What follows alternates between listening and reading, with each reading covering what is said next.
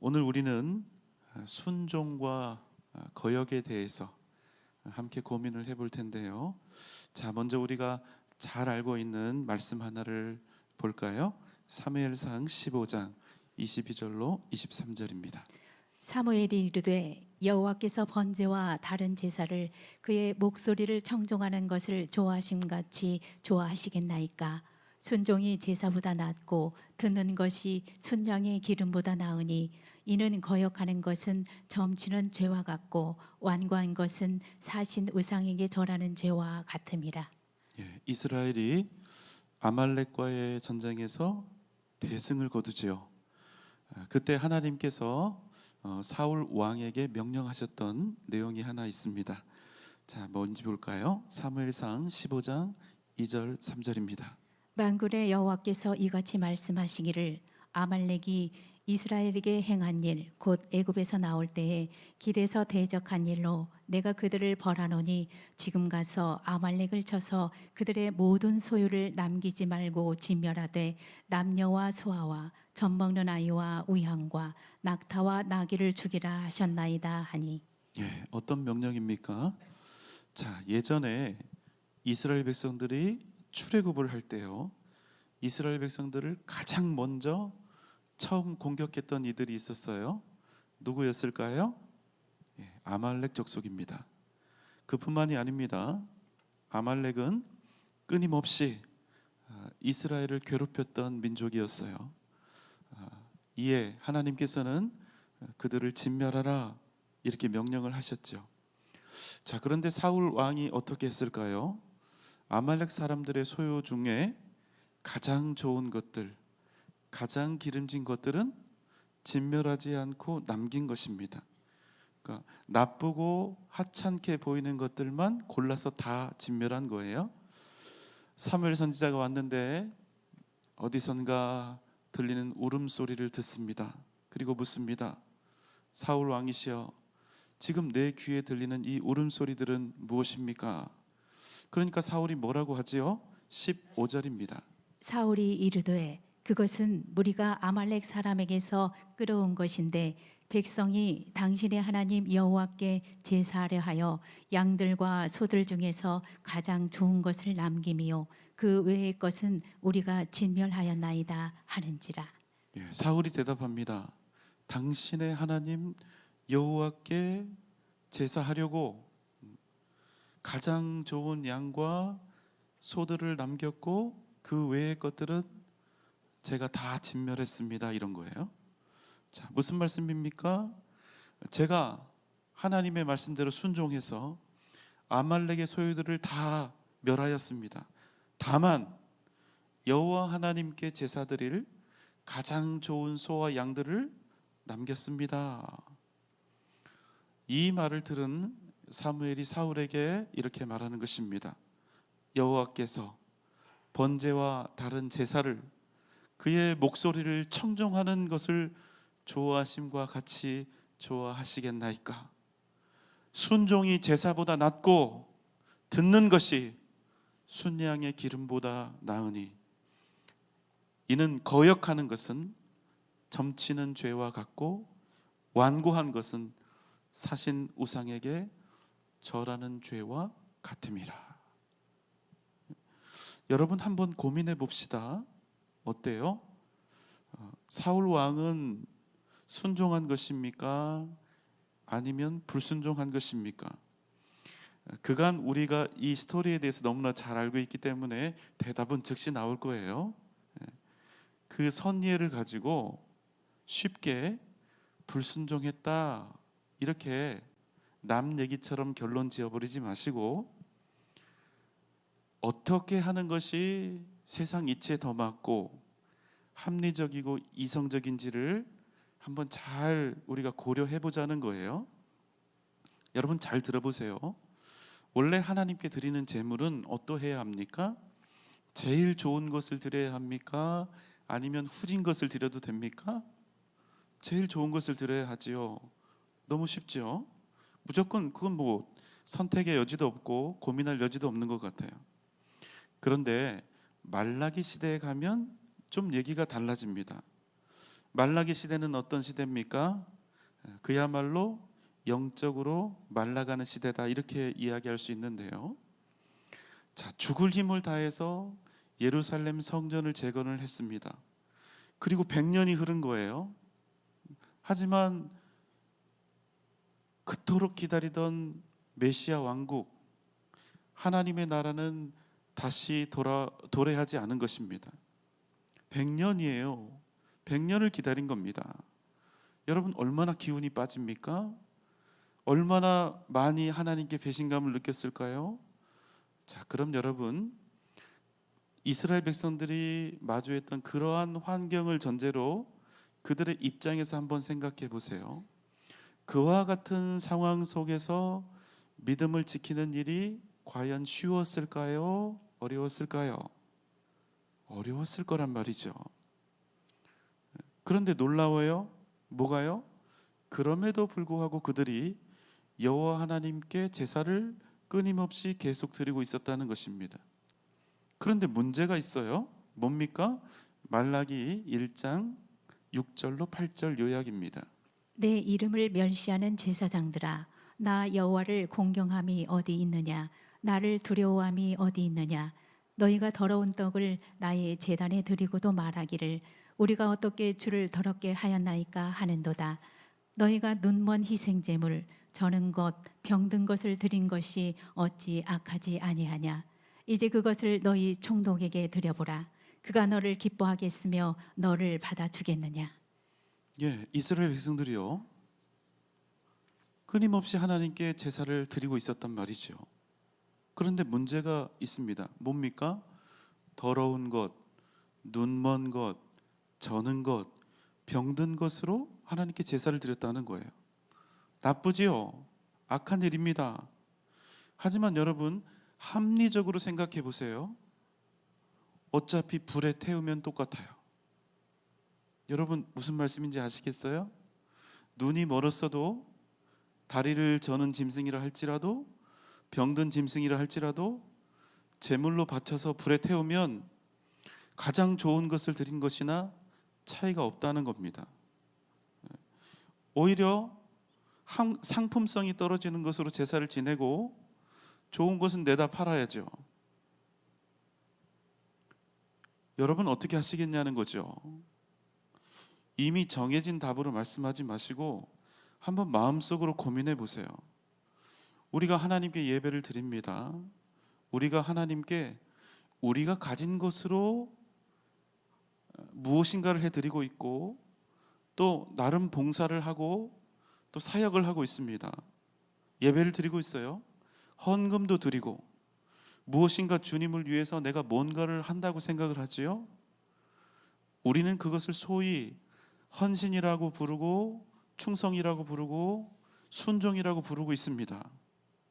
그런데 여러분, 우리의 드림과 수고를 진실한 의미에서의 헌신, 순종이라고 부를 수 있냐는 겁니다.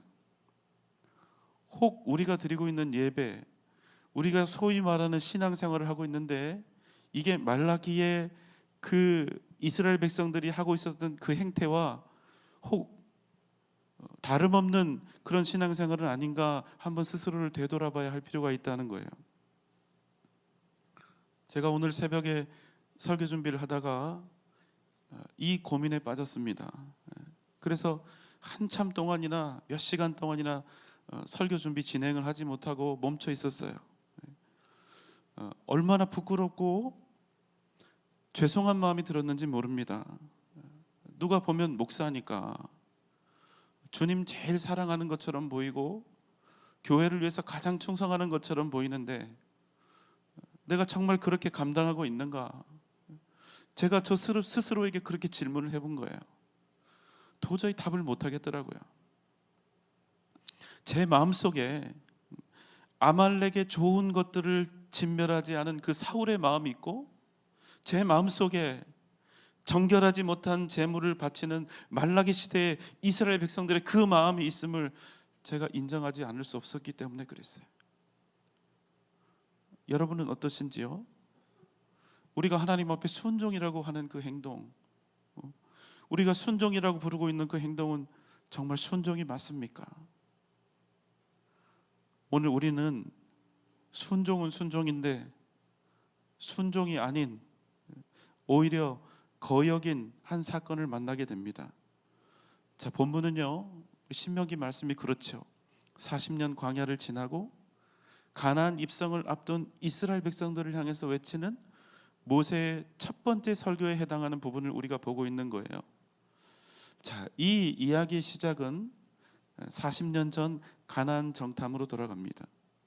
12명의 정탐들이요, 가나안 땅을 구석구석 40일 동안 돌아보고 온 것입니다. 자, 신명기 1장 25절로 28절입니다. 그 땅의 열매를 손에 가지고 우리에게로 돌아와서 우리에게 말하여 이르되 우리의 하나님 여호와께서 우리에게 주시는 땅이 좋더라 하였느니라. 그러나 너희가 올라가기를 원하지 아니하고 너희의 하나님 여호와의 명령을 거역하여 장막 중에서 원망하여 이르기를 여호와께서 우리를 미워하심으로 아모리 족속의 손에 넘겨 멸하시려고 우리를 애굽 땅에서 인도하여 내셨도다. 우리가 어디로 가랴?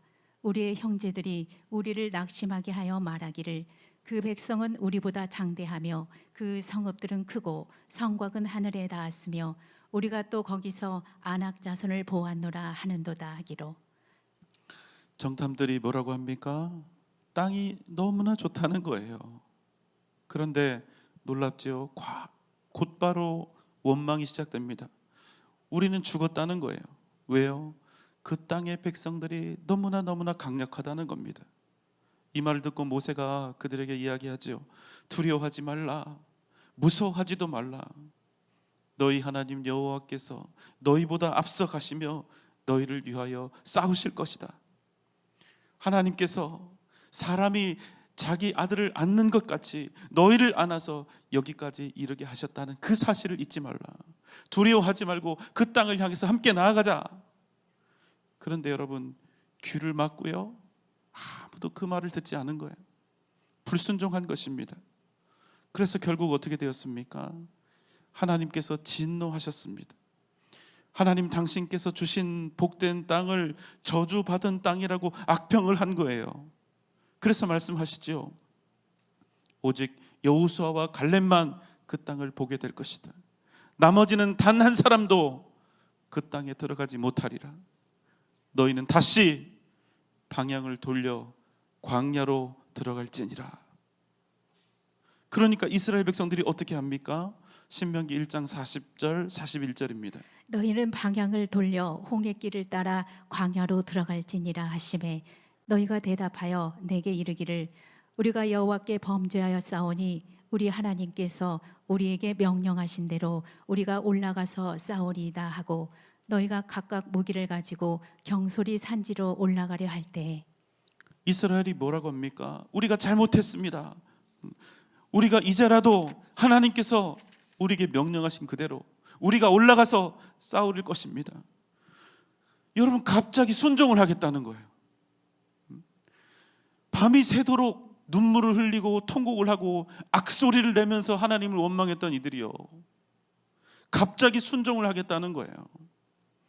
그리고 각각 무기를 손에 잡고 가나안을 향해서 막 달려가는 것입니다.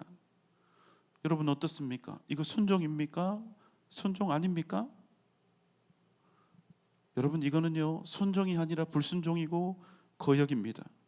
왜 그럴까요? 신명기 1장 42절로 44절입니다.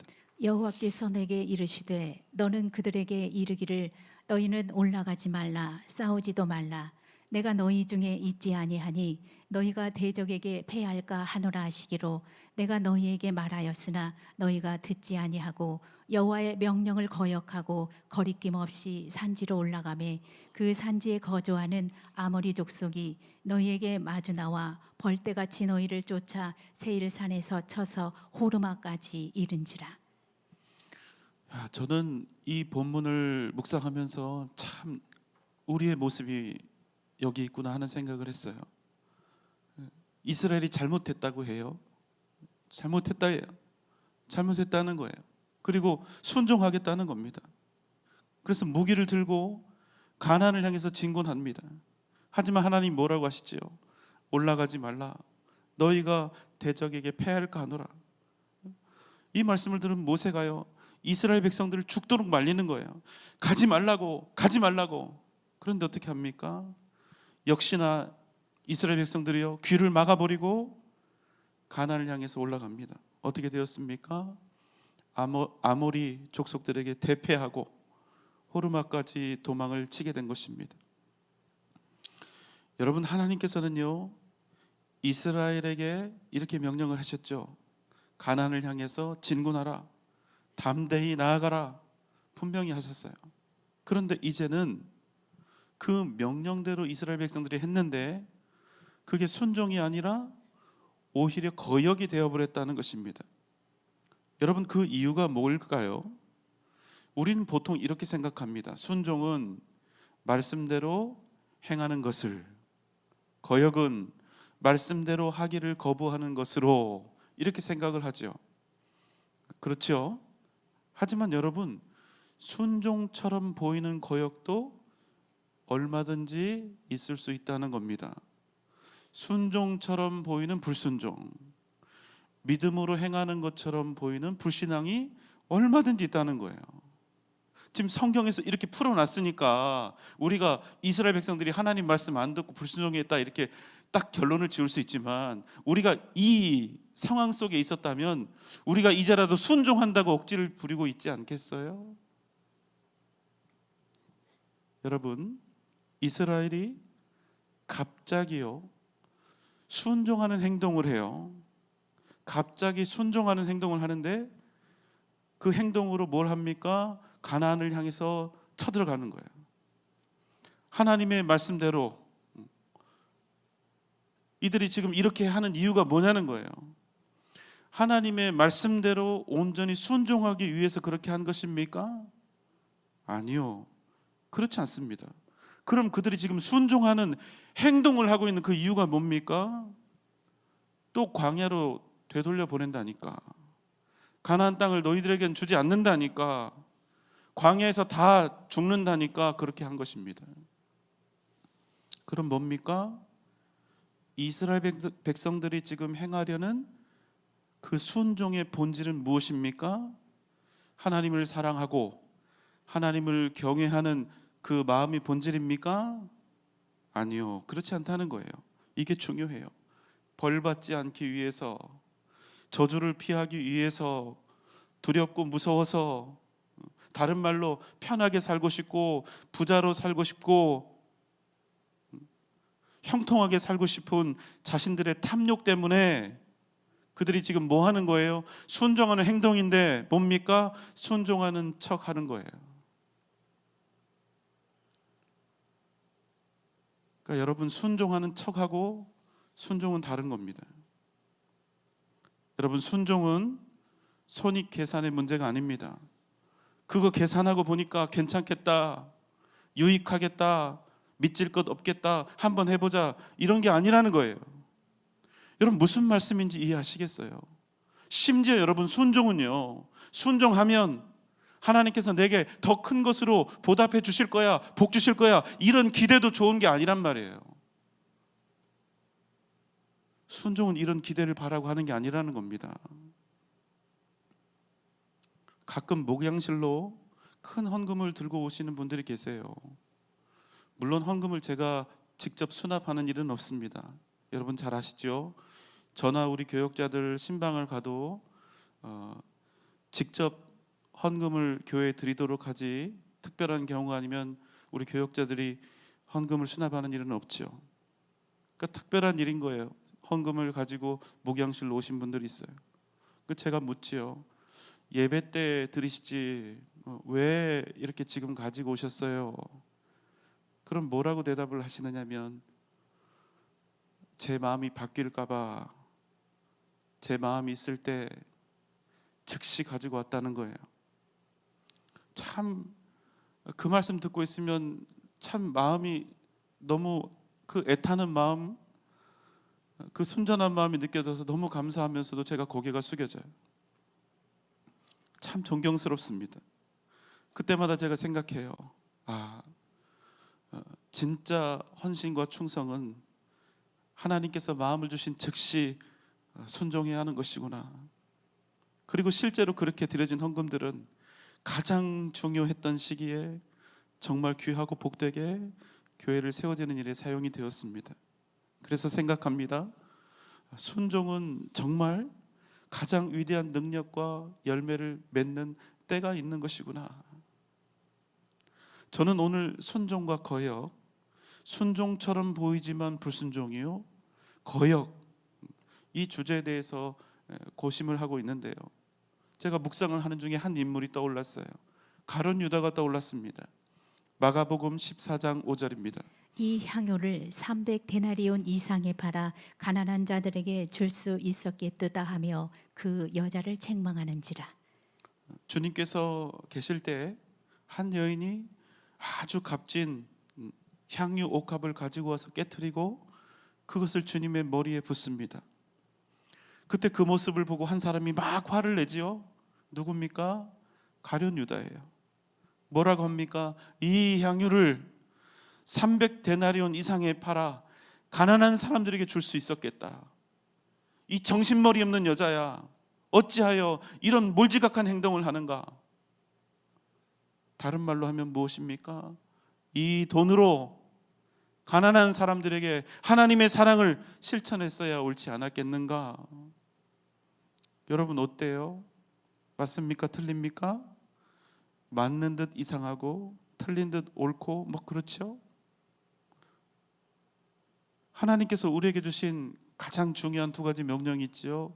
첫 번째는 하나님 사랑, 두 번째는 뭐예요? 이웃 사랑이죠. 가룟 유다는요, 그 중에서 이웃 사랑의 원리를 자기 무기 삼아서 이 여인을 책망하고 있는 거예요.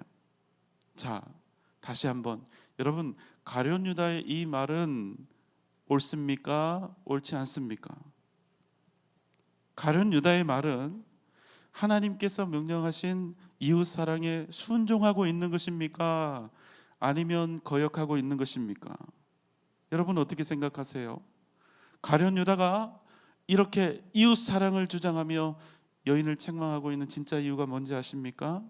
요한복음 12장 4절로 6절입니다. 제자 중 하나로서 예수를 잡아줄 가룟 유다가 말하되 이 향유를 어찌하여 300데나리온에 팔아 가난한 자들에게 주지 아니하였느냐 하니 이렇게 말함은 가난한 자들을 생각함이 아니요 그는 도둑이라 돈꾀를 맞고 거기 넣는 것을 훔쳐가미러라. 자, 이유가 뭐라고요? 그가 돈 괴를 맡고 있어서 거기에 넣는 것을 훔쳐가는 그가 도둑놈이었기 때문이라고 말씀하는 거예요.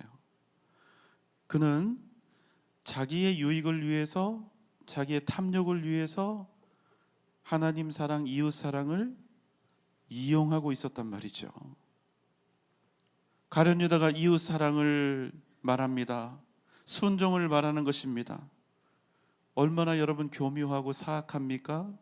자신의 탐욕을 채우기 위해서 하나님의 뜻과 말씀을 이용한 것입니다. 겉으로는 순종을 말하고 겉으로는 신령한 것을 주장하는 것처럼 보이지만 철저히 그는 하나님을 거역하고 있었다는 거예요. 사랑하는 여러분, 순종이 무엇입니까? 순종은 계산하지 않는 것입니다.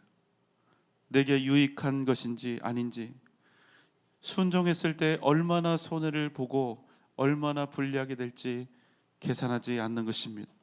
순종하면 내가 하나님께 무엇을 받을지, 얼마나 받을지를 계산하지 않는 것입니다. 순종은 여러분 왜 합니까? 순종은 오직 그분, 나의 주님께서 말씀하셨기 때문에 하는 거예요. 다른 이유는 없는 겁니다. 그게 순종입니다. 오직 나의 주님께서 말씀하셨기 때문에 나는 한다. 나는 그분의 말씀대로 행하지 않을 수 없다. 그 말 거역하면 벌 받을까 봐 무서워서 하는 것 아니고 두려워서 하는 것도 아니고 오직 주님의 뜻이기 때문에 하는 것입니다. 왜요? 우린 종이 아니에요. 우린 종이 아니라 그분의 자녀이기 때문인 것입니다. 여러분 아멘입니까? 여러분 순종하고 거역은 정말 한 끗 차이입니다. 겉모양이 다가 아니에요.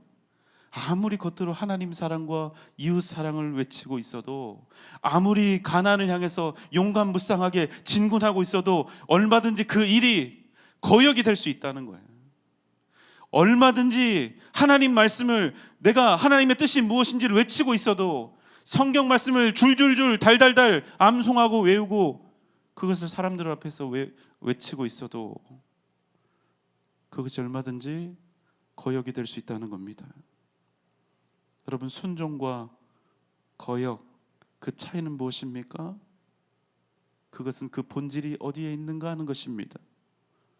나의 이 순종의 행위가, 순종의 행동이, 그 근원이 주님께 있는가, 나의 욕심에 있는가?